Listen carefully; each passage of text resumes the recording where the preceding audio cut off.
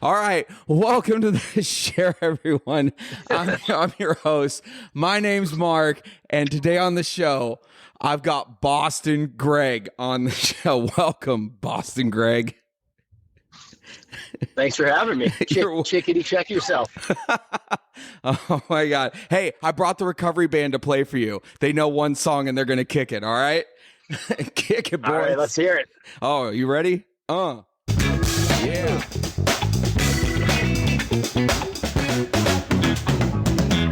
And the studio audience. Man, they really like you. So, what are you doing on this beautiful Saturday? What? And the crowd goes wild. Darn right. So, what are you up to today?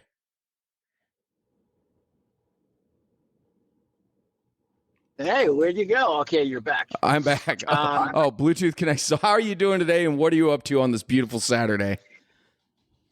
Yeah, so just enjoying some Starbucks coffee in my car, and came from a yoga class.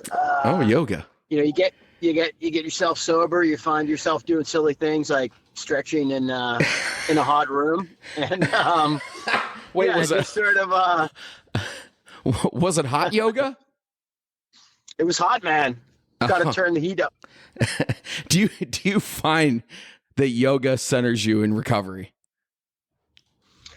Yeah, I do feel it's part of my spiritual practice. I think you can really get tuned in with God in that room, and it is yoga. Actually, a lot of people don't know it, but the word yoga, I think in Sanskrit or whatever, means union with God. So the whole idea behind yoga originally is more of a practice at connecting with God through movement. So yeah, I highly recommend it for anyone out there that's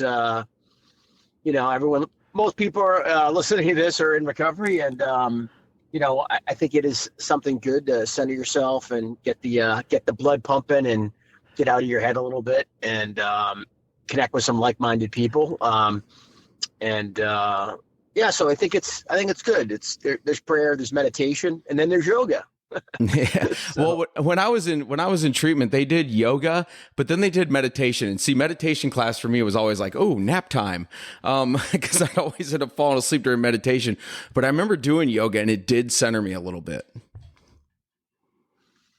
Yeah, I know it's good. I don't do it as much as I would like most things in life, trying to find a balance. But, today was good. Just trying to stretch the body out and relax the mind. And, so that's was part of my day today. Yeah. Yeah. So you're a windsurfer, right?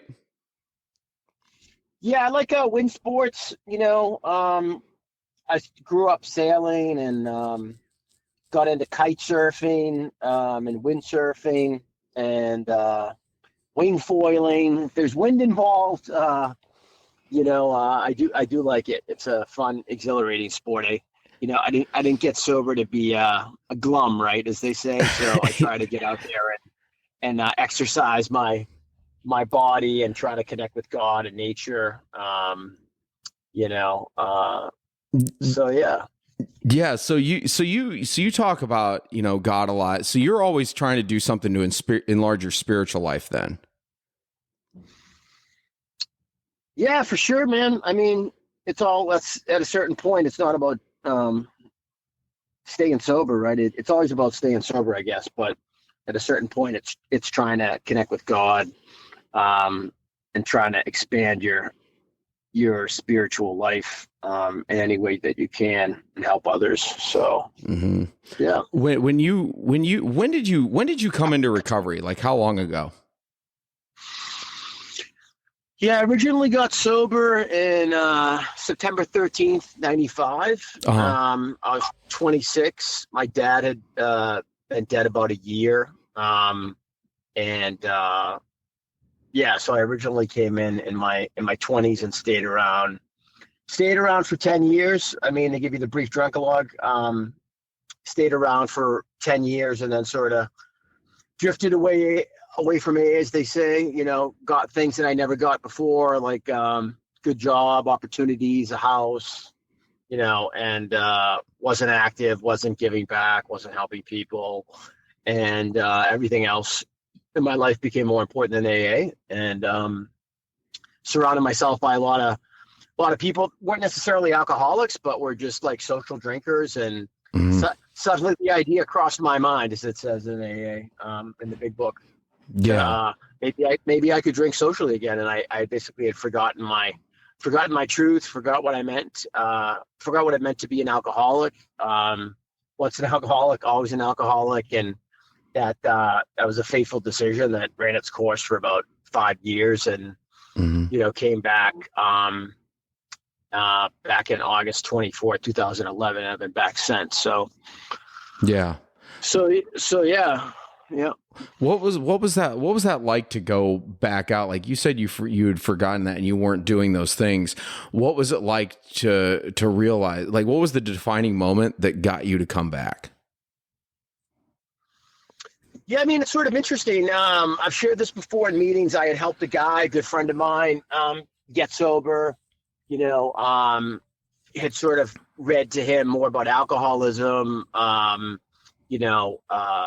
had said something to him that he remembered that I had forgotten, because when you relapse, you tend to forget a lot of the big book. You try to bury it in the back of your mind. I think that's the disease, has it locked away in the basement or in the attic. So, well, like an old National Geographic.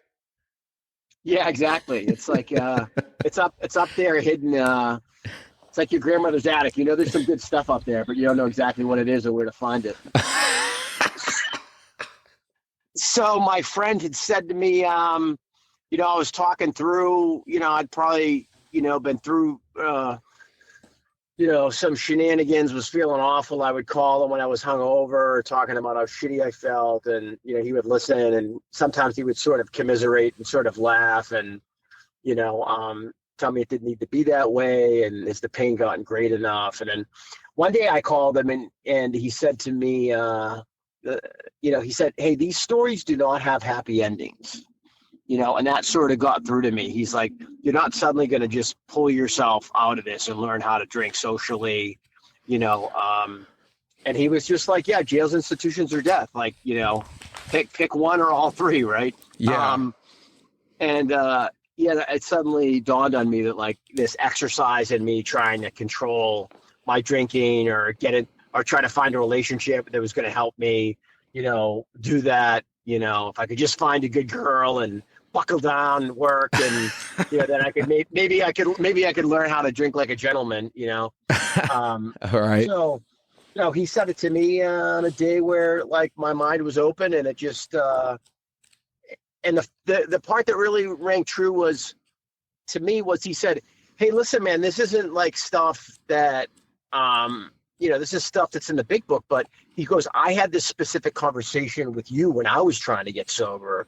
And suddenly, like, he was, I realized he was spitting back the truth that I spit to him, like, 6 years prior, right? Because I was in a relapse for 5 years. And suddenly I realized I had been so far gone that, like, the stuff that I told other people to help them was coming back to help me. So, oh, wow. Like, that's full when circle. I realized, like, yeah, it was full circle. Yeah, it was like, as they say, if you're sponsoring someone or whatever, like, be careful, because your sponsor, he could sponsor you if you don't have your head screwed on straight at some point, right? So, yeah. Suddenly I realized, like, yeah, I'd come full circle. I had forgotten the advice that I had given someone else that had really helped them, and then I realized that how gone I was in the head at that point, right? That I needed to get back and clear my mind up, Yeah, that's kind of wild that the person that you helped get sober is now helping you get sober. Yeah, that's how it goes sometimes. Yeah. Yeah, it's well, it says there's a story in the big book on 328. It says it's called Crossing the River of Denial. And it says denial is the most cunning, baffling, and powerful part of my disease, the disease of alcoholism. When I look back now, it's hard to imagine I didn't see a problem with my drinking, but instead of seeing the truth when all the yets, as in what hasn't happened to me yet, started happening, I just kept lowering my standards. And so, like, Yep. Do you feel like it was some denial? Like, at some point you hit this pinnacle and you're like, there's no way that this can still affect me, and you went back out then? Or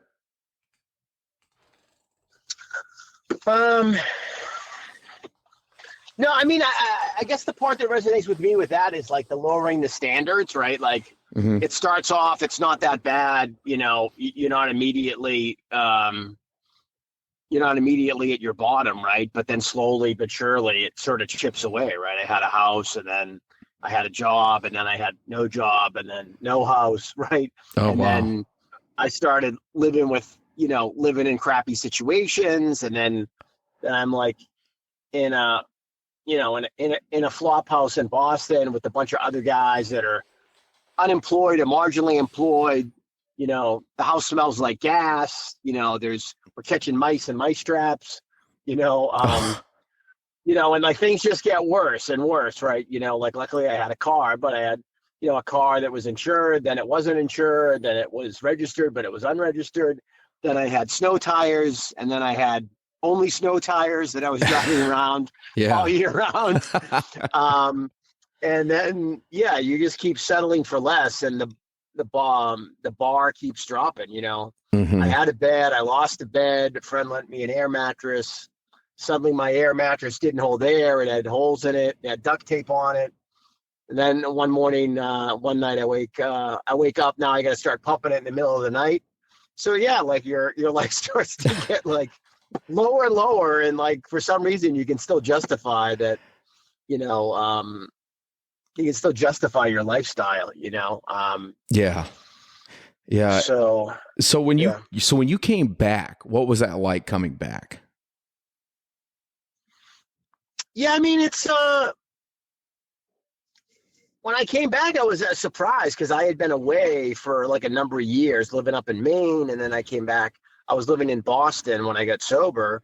I had moved from Maine during my relapse to North Carolina for a little bit, and then to Mexico, and then came back, and then I was living in Boston.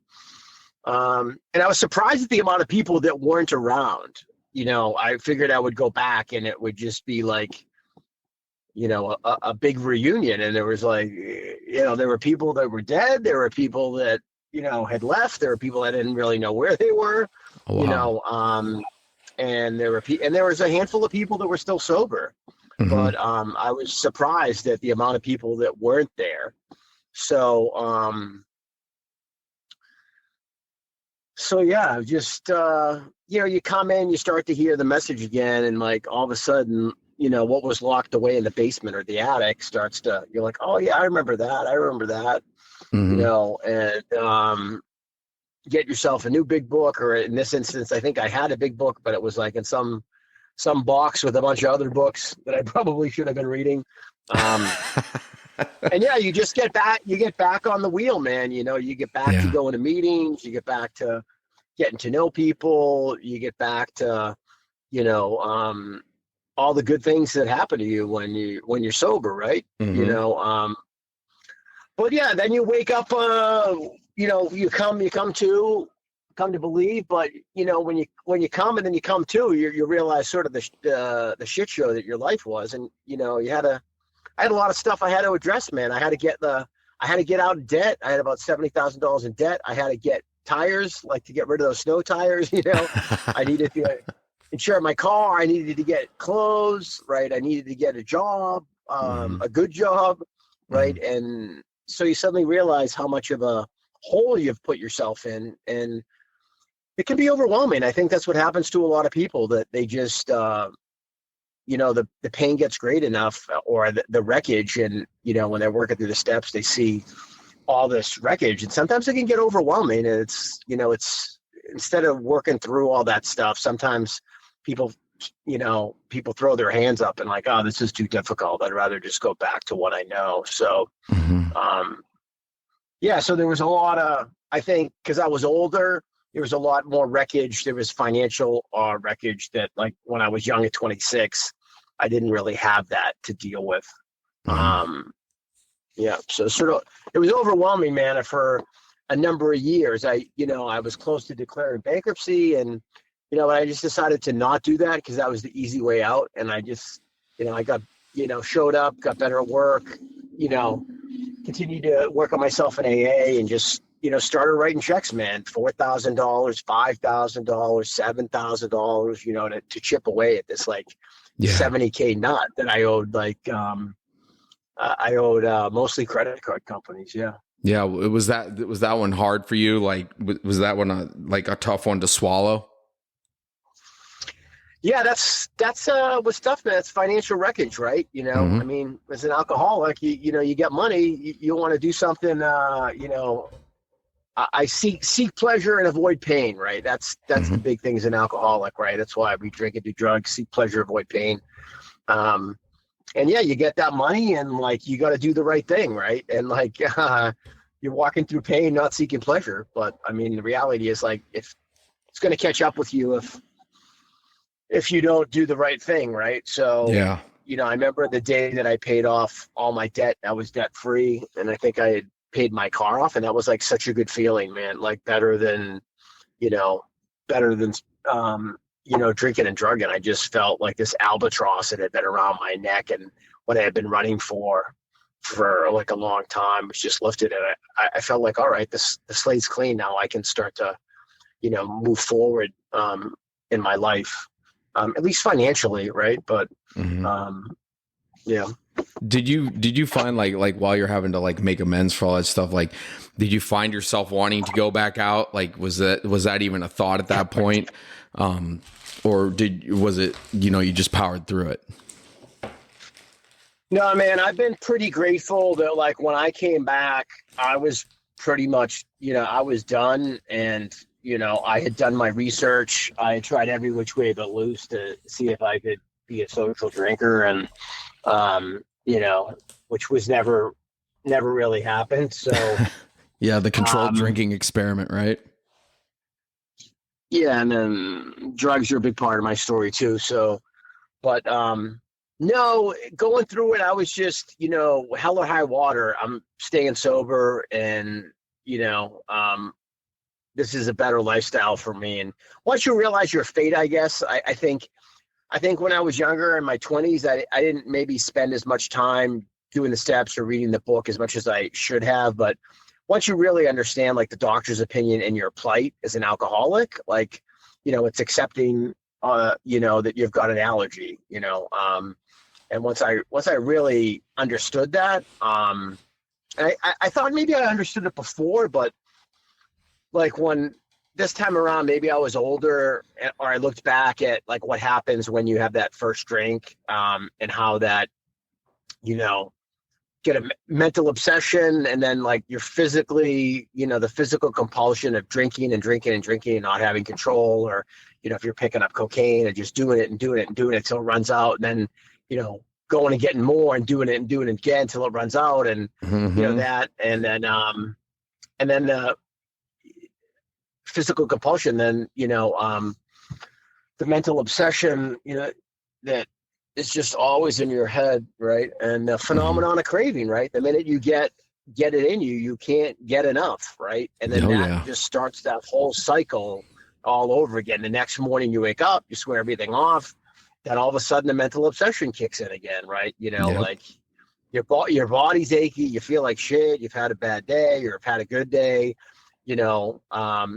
mental obsession, you put one in, physical compulsion, start having one phenomenon of craving, and then it just goes on and on, man. It's just like the gerbil on the wheel. And till you stop and hit the stop button. I mean, you might hit the pause button once in a while, but till you realize your plight and get off the gerbil wheel, like you're just going to hit that play button and it's going to run itself out, man.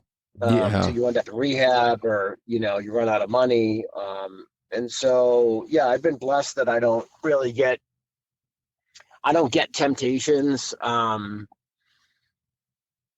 life is hard with whatever, work or family, or I'm just pray and work on it. One thing's for sure, my father used to say this, like, you wake up you wake up with a hangover, you're going to have one more problem than you had the night before, right? So like, I always think my way through it. Like the same shit that I was worrying about or fretting about is going to be there. And then like, I'm going to have like a raging hangover, to deal with. And so my dad used to run around the house with the pan when I was in high school, and he knew I'd be hungover, and he'd be whacking the pan with like a ladle saying like, time to pay the piper. Oh no. So yeah, my dad had quit drinking. My uncle died from it, but there was, I always, try to remember that, like, you got to pay the piper. Right. Mm-hmm. So, yeah, there's no using without consequences. So, yeah, it's, that, you were describing that perfectly, like, waking up with that, feeling remorseful the next day, swearing it off, then the obsession kicks in. And it's like, when I was in my run, that was the most painful part, because I knew I didn't want to, but I couldn't stop doing it. And I'd swear it off. And then not even an hour later, me and the dope man, we'd be hanging out. And I was like, oh, well, you know what? And as soon as I get a little bit more in me, it's like, oh, you know what?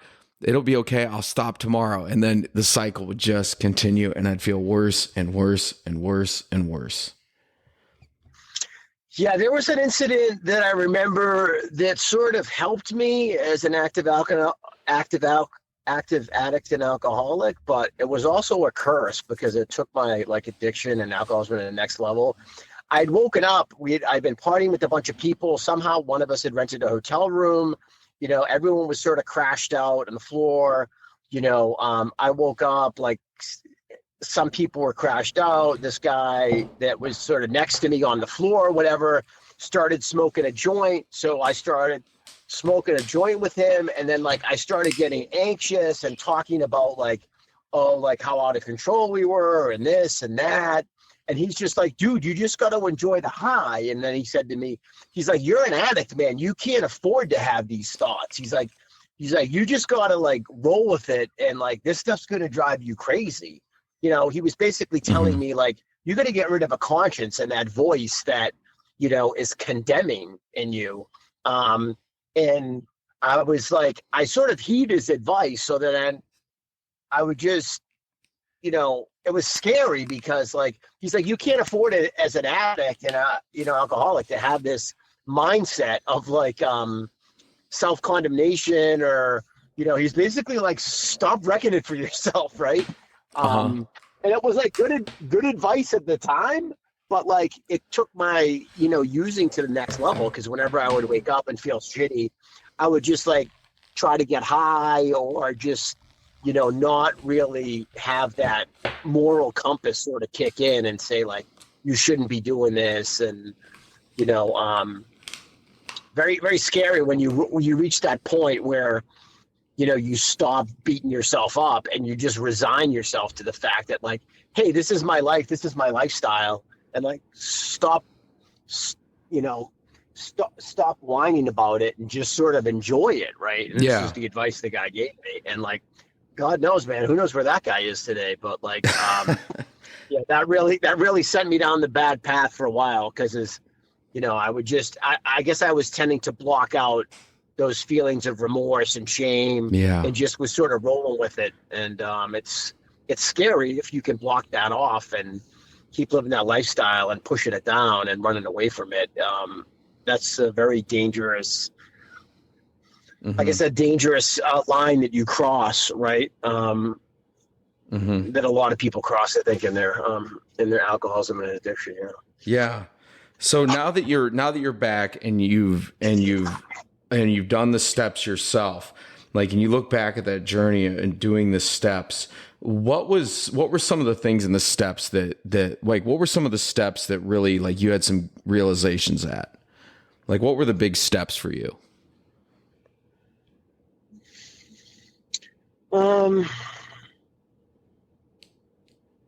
Yeah, I would say like, step 3, turning my life and will over. Like my sponsor, TJ up in Boston, was really like, this is turning your life and will over in all aspects. Right. Cause like, I think when I got sober in my 20s, I was turning my life and will over where it came, in relation to sort of, alcoholism. Right. I wasn't, trying to turn my life and will over in all aspects of my life, like my job, my relationship, my family. Turning my life and will over also means that I need to be, of service to others, because like if I'm giving my life and will to God, like I've got to be an agent, of God, an agent of change, and I need to be willing to work on his behalf with other people. So I think this time around, when I did the third step, and then my sponsor asked me like for my impression of like if there was any, like burning bush experience or like what I thought of it, and I was like, yeah, I just the sense I got was like having more of like a servant's heart, right? Like trying to be of service to others, and not be self-will run riot and be so consumed with self. Which I think happened when I got sober in my 20s. And I'm not really sure. In your 20s, you are really thinking about yourself and what you can get and, money and women and stuff. So I think this time around, like step 3, I really got that, like, I got to turn my life and will over. But there's implications to that, right? Like, if I'm going to do that, that means there's things that I have to do, right? There's people that I need to help. Like, I need to be involved in something bigger than myself, and not just checking the box. Okay, sober. Like now, let's move on and be an egomaniac in all of the areas of my life and see what I can milk out of everything and every situation. Like that was really big for me. And I think prayer and meditation, like. I don't think when I was sober originally in my 20s and 30s that I was doing a lot of prayer and meditation. I mean, I got involved in church and stuff like that, but more like trying to wake up and say the third step prayer and try to set my intention for the day or do some reading or, some devotional, like trying to, be consistent. So like a routine. Yeah, having some type of routine. Yet I don't think it is.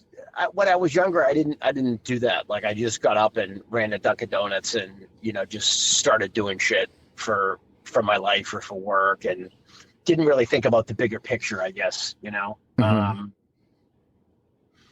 then I guess like taking a personal inventory. Like for anyone that's listening, that's in a relationship or married, I think for me, marriage was a big part of my recovery this time because I got married in recovery, and you gotta take an inventory a lot more frequently when you're in a like a committed relationship, because like the person that the person you interact with every day, like there's opportunity for you to be a good person, to be a villain, to be aloof, right? And like, I think that being in a relationship of any committed kind makes you look at like what was your part today and contributing to that, or being sort of a wiener like in that relationship. And then trying to figure out like how I was at work, and did I help other people? So I think taking an inventory on a normal basis, I think I was a little bit more of a sociopath and egomaniac the first time I got sober, because I just wanted I wanted a lot, and I tended to compartmentalize.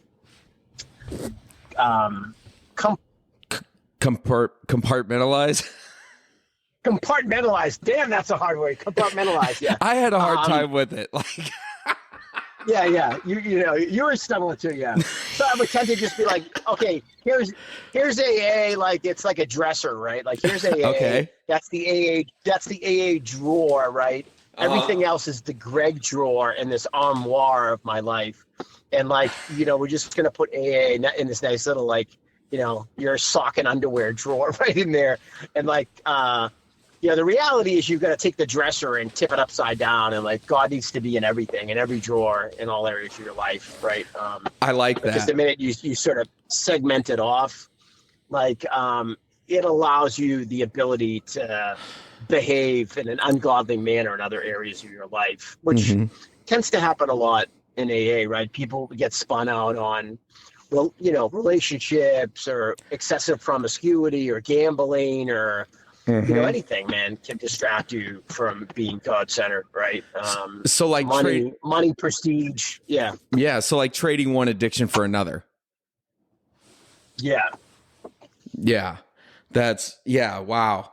Yeah, I've heard that. I've heard that time and time again. And when did you, okay, you know what? That's an interesting subject. When did you start dating in around this time in the program? Like how long was it? You said you got married, and how long have you been married? Like how long did you wait? Yeah. So, definitely did not heed the AA advice of not dating within my first year.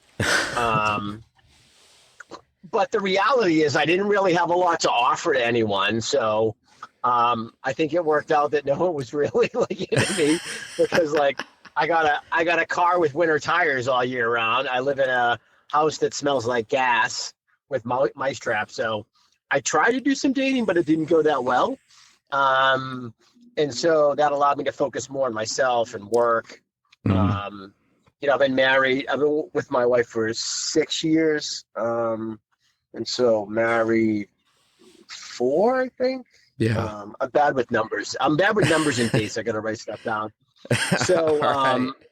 this is the longest relationship I've ever been in, and so, I tended to be more of a runner or more of a like idealist. And if things got bad, like I would just sort of peace out. So, Yeah. I've realized like, long-term relationships and marriage especially is like, ups and downs, and you got to hang in there. And it's like, hey man, you just gotta do the grind, right? That, one of the things it says, in the big book is trudging the road of happy destiny, right? Mm-hmm. It doesn't say it doesn't say like skipping gaily, in the land of milk and honey, right? And it says trudging, right? And when I picture trudging, a lot of times I picture like, what do you trudge through? You trudge snow, right? You trudge through like, mud. Mm-hmm. When you're trudging, you're in something that's you're moving through, but there's some impediment that is going on also, and it's arduous, right? And so Mm-hmm. I think the founders of AA and how they wrote the big book was, it didn't say come, skip gaily along. They knew it was going to be a trudge, Yeah. they knew it Yeah. was going to be a trudge, right? Yeah. It's not And all so, rainbows and kittens, but it does get better. yeah, Yeah. It's, it does get better. Yeah. yeah, I noticed like you talked about like, you didn't, take that suggestion, not dating the first year. I didn't, I paid for that dearly, but I did stay sober through it. But if anybody asks me usually like, well, should I date? It's kind of like, I remember you telling me one time, you're like, look, you could tell somebody not to, you could tell somebody to, and either way it's either going to work or it's not. Yeah, and I think the reality is there's some people where unless they get some warm cuddlies and some kisses or whatever adult things go down, like if they don't have that within their first year, they may relapse, right? Mm-hmm. And so there's certain people that can be okay and not be in a relationship, and be fine and get through the first year. And then, there's other people that, you know, like need some physical touch, and like it's a suggestion, right? It's not like Mm-hmm. it's I don't believe it's in the big book. I mean, correct me if I'm wrong, where it says don't get in a relationship in your first year, right? Mm-hmm. So I think it's like, yeah, like it's either going to be good for you, more often than not, it's not good for you. But like, I mean, it could be controversial, but like I said, for some people, if it comes down to like relapsing or a drink, or you're going to go get some sexy time, right? Like you choose the sexy time, right? And then like, you're not drinking. So like, that'll work itself out. So, Yeah, there's bigger. bigger things at play. Yeah. Yeah, I don't know. You know what? Now you got me thinking, and now I'm going to have to go dig through the big book somewhere. I'm sure it's probably in a story somewhere, but I know it's just like, you got to work on yourself. And, even in that experience that I had, like, I'm grateful for that experience. But at the same time, I look back at it and I'm like, well, I still went to my meetings. I still did my step work. I still did all this. But at the same time, like, I didn't have anything to offer to anybody really, because I'm still trying to discover who I am. So, that's kind of like a gray area for me. I'm like, I don't know if I'd go back, and if I ever had a chance to go back and go do it again, if I would, not date or date. I mean, I can't say whether I would or not, but, I look back and I'm like, yeah, go ahead. Yeah. More often than not, what you hear is like, don't get into a relationship in your first year. It's not saying don't be promiscuous in your first year, or like, have some friends with benefits. Like, this is where it could be controversial, but like, they're saying a relationship, because a relationship like implies like commitment, and implies talking about things and having expectations, and being accountable to someone, and like sucking up your time and your money and your energy. So I think relationships are like a no. Yeah. Like, with that said, like, I think if there's, maybe my first sponsor, or even like my second sponsor, I don't think they were boohooing, like me dating, or like maybe having some relations with someone casually. But like, I think the suggestion is don't get into a relationship which is going to suck up a lot of your time, energy, resources, and mental state, and put you in a bind where, drinking and drugging might be an option. Or you could be dating someone that, could tempt you to, that's like a normie, and like that lifestyle could tempt you back into using. So I'd say relationships, no. Other things, like, at your discretion, when I'm sponsoring someone. Yeah. Well, you told me a very valuable piece of advice. You said 2 sickies don't make a welly. Yeah, especially 2 sickies early on don't make a welly. A lot of times they'll make an AA baby though. Yeah. Yeah. It's there was a lot of things that I held on to that I learned in my first year, and now that I'm kind of past the first year, I find, like, I don't know, maybe you can identify this, like the excitement of the first year's over, right? Like getting the chips every other month, or how often whatever meeting you go to has chips. And like right now, like the one thing that I'm dealing with is like me and my defects. Like the excitement of that's over. Like I got to continually keep one foot in front of the other. Now, you have how much time this time around? 12 years. Yeah. 12 years. Do you find like those moments where you just kind of like want to rest on your laurels, or do you find those moments you're like, wow, I really still need to work on that? Yeah, no, like anything else, man, like I said, seek pleasure, avoid pain. Like, I mean, we're all slothful on some level, right? So, I think, I think at times you're like, all right, well, yeah, sometimes you tend to drift away a little bit and maybe not be as active in AA, or give as much as you should. So, but then I think when that happens, like, there's other areas of your life where that starts to come through. You start to be a little maniacal at work. You start to be a little demanding in your relationship, or tend to be curt with people, or tend to be ungrateful. And I think there's ways that you pay for it when you drift away.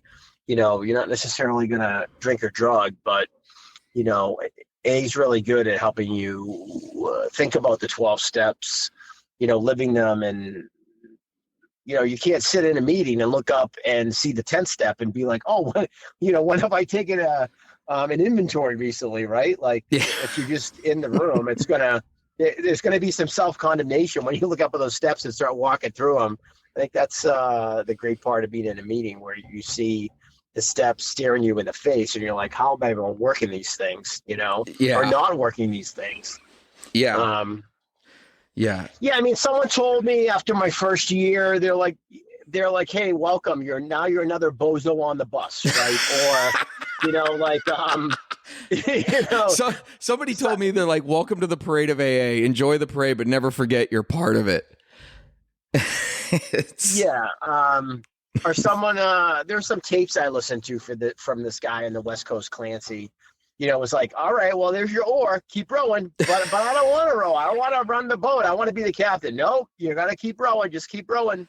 So, yeah, like, I think that's what, you want to be the captain of the ship. But, at the end of the day, you're just another, like I said, I don't want to call it a bozo on the bus, but like that was what was told to me. I love some of these sayings.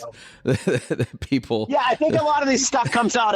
Some of the stuff is not indigenous to Florida where I met you. I mean, we were talking about, hey, what do we talk about this? And like, I'm from Boston, right? So there's stuff up there that like, that doesn't get said down here and vice versa, right? So there's things that are very like regionalized to AA. Up there they talk about the first, with the Mass accent, the sucker drink, like don't give into that sucker, and the sucker drink is like the lie, right? The sucker drink, right? I don't have a strong Mass accent, but sometimes it comes through. But yeah, the sucker drink, as you would say, is that's the lie, like the one that's going to suck you into it and tell you the lie, right? So that's one that I don't really hear around here is, which I would like to hear more is like, don't get suckered, Up there they use the word jackpots a lot. Like a jackpot is like when you get yourself into like a shit show or bind, through your drinking and drugging. Oh, wow. I've never heard that. Up there they have a really cool meeting format that doesn't exist down here, which is called commitments. And a commitment is when one group goes and visits another group. Think of like West Dixie going to visit like the Boulevard Club, right? And so you've got a group like, we'll say the Boulevard Club that has all these people that typically go there. That's their meeting, and so the West Dixie group would get a group of people that represent that group. They're part of that group. That's their home group. And they would get in a car, or typically multiple cars, and they would drive and go to the other meeting where they really don't know a ton of people. And they get up and do like a 5 or 7 minute drunkalogs, maybe like 5 or 6 or 7 of them, so that the people who are at this group that they went to go visit get to hear like different drunkalogs, right? So it's a drunkalog meeting, but then what happens is like the next week, the people from like the Boulevard Club drive over to West Dixie. Typically it's a longer distance than that.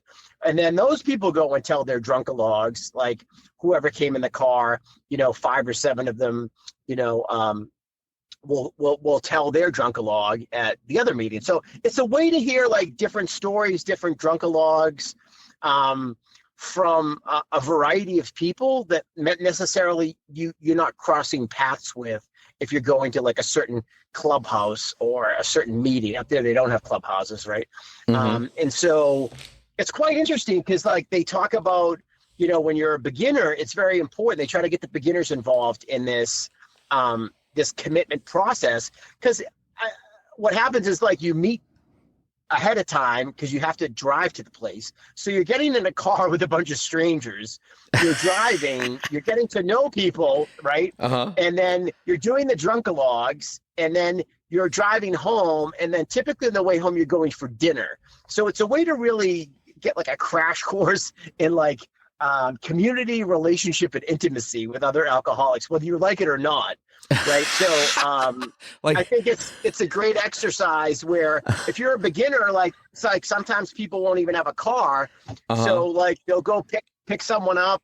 And a lot of times beginners really don't know what they're getting themselves involved in. Right. But, like you're trapped. You're like a captive audience in a car, and, and you're getting to go meet other groups and it's like cross-pollination of the bees, right? Like just AA people like going, and then the next weekend, right? The next weekend, the bees from that hive come to your group. So you're like, hey, like you start to recognize people like, hey, you were at my commitment. I'm at your place. And like, it's a way to meet lots of people in AA and for other people to hear your story. And then the next week, and there's like, that's one of the things that they have up there. And the person that books the commitments is called the bookie. And What? so it's an actual, like, it's an actual position within within the group called the bookie. And the bookie coordinates the calendar with other bookies at other meetings. Wow. And so it's not a position to be taken lightly, right? And and there's some time and commitment involved, because you have to show up. You need a driver. There needs to be coordination. You need to meet at a central point. A lot of times you got to fight traffic or get out of work early. So it's like sort of an interesting dynamic that doesn't take place down here. So I just figured I would share that for people that, a lot of people that might be listening are from down here, but if you're different parts of the country, there's different things. But yeah, that's called a commitment. And I think you would really like it, Mark. Yeah. Well, that makes me kind of want to go to Boston and go check out some meetings.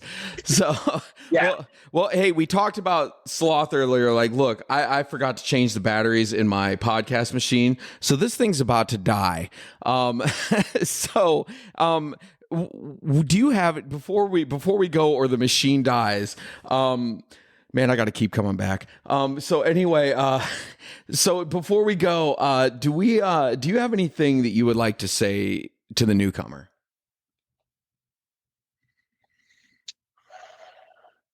Yeah, I would, for the newcomer, I would, walk yourself. If you're on the fence or you're thinking about relapsing, right, or thinking about staying around, take that doctor's opinion and really understand it. Like, if you really accept and understand, like, the plight and condition and allergy of the alcoholic, like, the good part is, like, the bad part is you're sort of fucked, right? For lack of a better term. The good part is there is a solution, right? And there is. You can live with it, right? So, do I have a mental obsession when I drink, or before I'm drinking? That's all I'm thinking about, and, do I have a compulsion once I pick up? And does the phenomenon of craving kick in?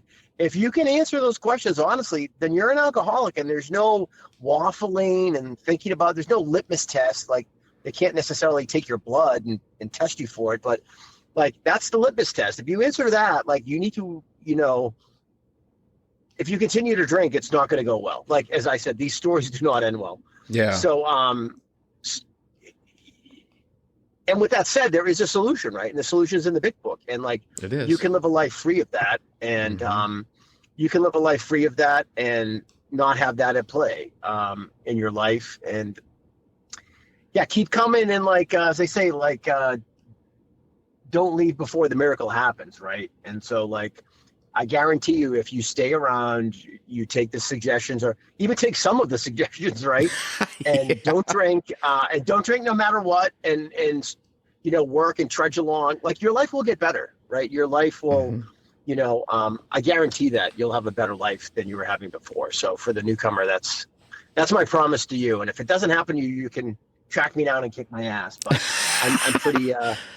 I'm pretty sure that's a solid prophecy. It does get better, but also too, the miracle did happen with me. I met you, and you taught me the value of cross talking, and maybe we can do another episode on cross talking.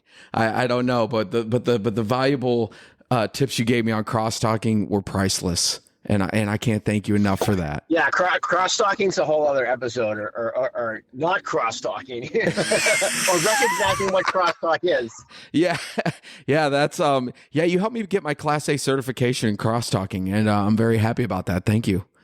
There is help. That's the least I could do. Yeah, thanks. Well, listen, the batteries are going to run out. God works in mysterious ways. It does. Batteries, but I apologize it took me so long to get on, but been blessed to get to know you this year. Yeah, same. And excited to be here and help, be of service, and hopefully this message in our talk helps some of you, help some of our fellow AAs out there. Yeah, fellowship is huge, and I'm happy that you're my friend Greg and Boston Greg, and that that I know that if anything ever goes down in my life, you're one of the people that I could pick up the phone and call, and that's huge. And I can't thank you enough for your friendship and fellowship in the program. Same here, buddy. Yeah. So, all right. Well, the recovery band's going to take us out. Are you ready for them to kick it one more time for you? Bow, bow, wow. Bow, wow, wow. I don't know if that's how it goes, but show them how it goes, boys. Kick it. There you go, Greg.